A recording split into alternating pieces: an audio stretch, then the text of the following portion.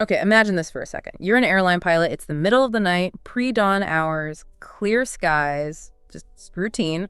And then, boom, something totally inexplicable right there outside your cockpit. Not just a flicker of light, but something solid, structured. Exactly. And that's pretty much what happened on July 24th, 1948, to two very experienced pilots over Alabama. The Chiles-Whitted sighting, a classic case. It really is. So today we're doing a deep dive into that sighting. We'll get into the amazing details the pilots gave, but also the really baffling stuff that happened afterwards, like this top secret Air Force report that just vanished, destroyed. Yeah, the mystery doesn't end with the sighting itself. Not at all. So our mission here is to unpack what happened that night, look at the official reactions, the different theories flying around, and try to figure out why this case, it still gets people talking, still baffles us decades later, and we're sticking just to the sources we have here. Sounds good. It's a fascinating one. Okay, so let's paint the picture. It's July 24th, 1948, about 2:45 a.m. Middle of the night. Yeah. They're flying over southwest Alabama, maybe 20 miles southwest of Montgomery. It's an Eastern Airlines DC-3, flight 576, I think. Houston to Atlanta, cruising at 5,000 feet. Standard flight. Totally standard. On board are pilot Clarence S. Chiles and co-pilot John B. Whitted. 20 passengers, but apparently only one, Clarence L. McKelvey, was awake and saw something too. And the key thing here, right from the start, is who these guys were. Absolutely. Chiles and Whitted weren't just any pilots, highly regarded World War II Air Force officers. McKelvey, the passenger, also an Air Force vet. So you've got trained observers, people who know what aircraft look like, know what phenomena in the sky look like. That gives their account immediate weight. Huge weight. Okay, so the sighting itself, it only lasted about, 10 seconds? An incredibly short time, but packed with detail. That's what's amazing. Chiles described seeing something with, and this is a quote, no wings present. He said it seemed to have jet or other type of power, shooting flame from the rear some 50 feet. 50 feet of flame. That's not subtle. Not at all. And he saw 2 rows of windows, an upper and lower deck, with a very bright light glowing from inside, plus a blue glow of light underneath the ship. 2 rows of windows like a passenger liner, but in the sky, behaving like this in 1948. Exactly. He watched it for maybe 10 seconds, then it zipped into some clouds. And Whitted, his co-pilot. Whitted backed it all up. Yeah. He added it was cigar-shaped, maybe about 100 feet in length. And get this, he estimated the fuselage was huge, like about 3 times the circumference of a B-29 fuselage. A B-29 was enormous, so this thing was massive. Massive. And he also saw those 2 rows of very large and seemed square windows with this intense white light, which seemed to be caused by some type of combustion. Combustion inside the windows, or illuminating them. The way it's phrased seemed to be caused by, sounds like the source of the light was internal, like a powerful furnace or something. Okay. And their immediate reaction tells you everything. Whitted turns to Chiles and asks, what we had just seen, and Chiles just says that he didn't know. And that's what makes this stand out, isn't it? The level of detail, the consistency between 2 experienced observers and their own immediate confusion. These aren't vague lights. They're describing a machine, a vehicle. A very specific, very strange vehicle.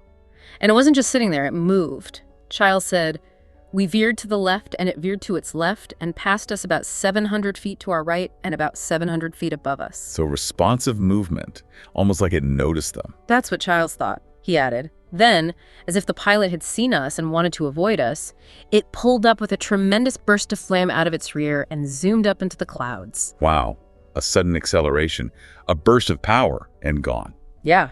And they were so struck by it, they both actually made drawings later. Trying to capture this impossible object. Right. And the reaction from, the establishment, pretty much bafflement.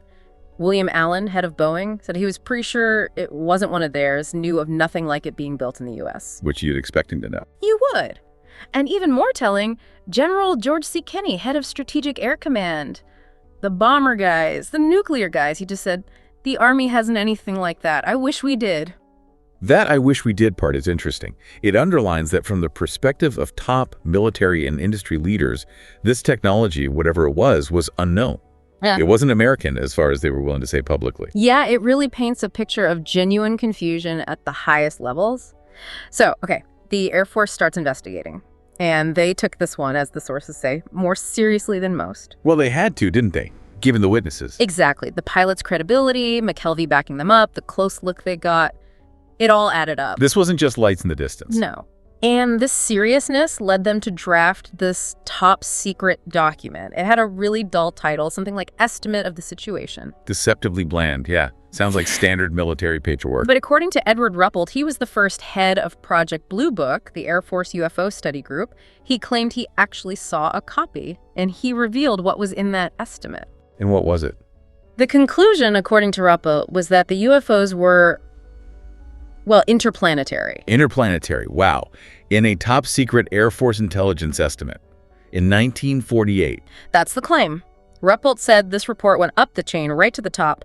General Hoyt Vandenberg, the Air Force Chief of Staff. And Vandenberg's reaction? He apparently wouldn't buy interplanetary vehicles, just rejected it.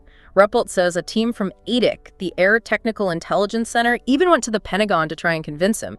No luck, according to Ruppelt. Vandenberg couldn't be convinced. And then, this is the kicker. What? Ruppelt claims the estimate died a quick death. Some months later, it was completely declassified and relegated to the incinerator. Destroyed. Incinerated. An official intelligence estimate suggesting interplanetary craft. That's what Ruppelt reported. Just gone. That's extraordinary. Destroying a report with such a potentially monumental conclusion. It raises so many questions about, information control, about what happens when findings challenge the established view too much. Was it just disbelief? Or something more? Exactly. And it seems one reason Vandenberg might have balked, besides maybe just thinking it was nuts, was this other theory kicking around inside the Air Force. Okay. The Cold War angle. The idea that these weren't aliens, they were Soviet. The handiwork of America's Cold War nemesis. The Russian explanation. That crops up a lot in early UFO cases. Yeah. A top-secret report from December 48 apparently suggested Soviet motives like photo reconnaissance, testing U.S. air defenses, maybe even psychological warfare, trying to undermine confidence in the U.S. atom bomb. Even though the Soviets wouldn't detonate their own bomb until August 49, still the fear was there. Yeah. It really shows you the mindset, doesn't it? The intense paranoia of the Cold War. Any unknown is immediately suspected of being the enemy. It's almost a more comfortable explanation in a weird way than interplanetary visitors. Yeah, an earthly enemy, you understand, maybe. And then there's another little wrinkle, location-wise. What's that? The sighting was near Montgomery, Alabama, not that far, relatively speaking, from Huntsville. Huntsville. Marshall Space Flight Center. Wernher von Braun. Exactly. You had von Braun and his team of former German rocket scientists working there on top-secret rocket projects for the U.S. Army. So, you're suggesting maybe it was some kind of experimental rocket or aircraft from that program? Something terrestrial, but highly advanced and secret? It's a possibility that gets raised. Could there be a connection? We don't know, but the proximity is interesting, isn't it? It adds another layer of possibility, another potential explanation, or maybe another reason for secrecy. Right. Now, all this secrecy in the destroyed report, it didn't sit well with everyone. J. Allen Hynek, the astronomer who consulted for Blue Book. Yeah. Started as a skeptic, became more convinced something real was happening. Well, he was pretty critical. He called the suppression of that estimate the start of a long period of unfortunate amateurish public relations by the Air Force. Amateurish is one word for it. He basically argued, look, if the Pentagon is saying the problem doesn't exist, why all the secrecy and classification?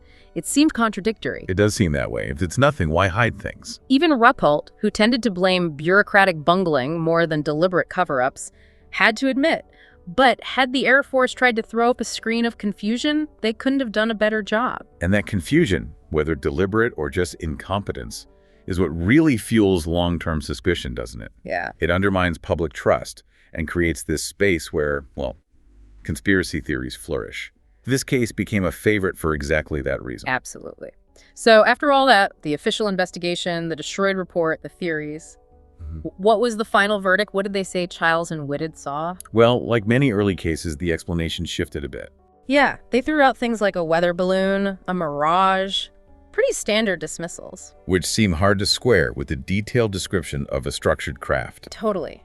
Eventually, Hynek himself came around to believing it was likely a fireball, a really bright meteor, and that became the official Air Force line. A meteor with 2 rows of windows that maneuvers. Well, they had an explanation for the windows too, kind of the airship effect. Ah, yes. The idea that you see separate lights, maybe stars near the horizon, or ground lights. Yeah. And your brain mistakenly connects them into a single object. That's the one. Basically saying the pilot's brains tricked them into seeing a structure that wasn't there. It's an attempt at an explanation. Right. But again, you have these highly trained pilots describing something very specific, very concrete. Comparing that to your brain tricks you. It feels like a bit of a stretch for witnesses of this caliber. It does. And the pilots themselves, Chiles and Whitted, they never bought the official line. They stuck to their story. For years afterwards. Decades. There was an interview in 1968 with James E. McDonald, a physicist and UFO researcher from the University of Arizona. Both pilots, flying jets for Eastern by then, still insisted they saw some sort of airborne vehicle. 20 years later, still adamant. Yep. And Whitted, the co-pilot, apparently added something new, or perhaps clarified something, in that 1968 interview. Something really puzzling. Oh, what was that? Earlier reports just said it disappeared into clouds or flew out of sight. But Whitted supposedly told McDonald that wasn't quite right. He claimed the object vanished instantaneously, right before their eyes. Vanished. Not flew away, but just blinked out of existence. That's the implication. Poof. Gone. Okay, that detail, if true, changes everything. A meteor doesn't vanish instantly. Secret aircraft doesn't just disappear. That pushes it into truly high strangeness territory, doesn't it? It deepens the mystery exponentially. It really does. It makes you wonder what else might have been unsaid or unreported at the time. So here we are. What did Chiles and Whitted see back in 1948? It remains one of the most compelling and frustrating cases. You have these super credible witnesses, this incredibly detailed sighting, this bombshell internal report about interplanetary origins, and then the report gets torched. It's a recipe for enduring mystery. It's easy to see why it still baffles and intrigues people, more than 70 years on. Absolutely. It perfectly encapsulates that tension between extraordinary eyewitness accounts, especially from trained observers, and the official explanations that often seem inadequate. What do you do when the story just doesn't fit the neat boxes? Yeah, exactly. Which kind of leaves us with a final thought, maybe for you listening. In a world where we're bombarded with information, how much do official stories, official narratives, actually shape how we understand things we can't explain? And what does it mean for, our curiosity, our need to know, when crucial bits of the puzzle just disappear from the record? Something to think about, definitely. When information vanishes, what fills the void?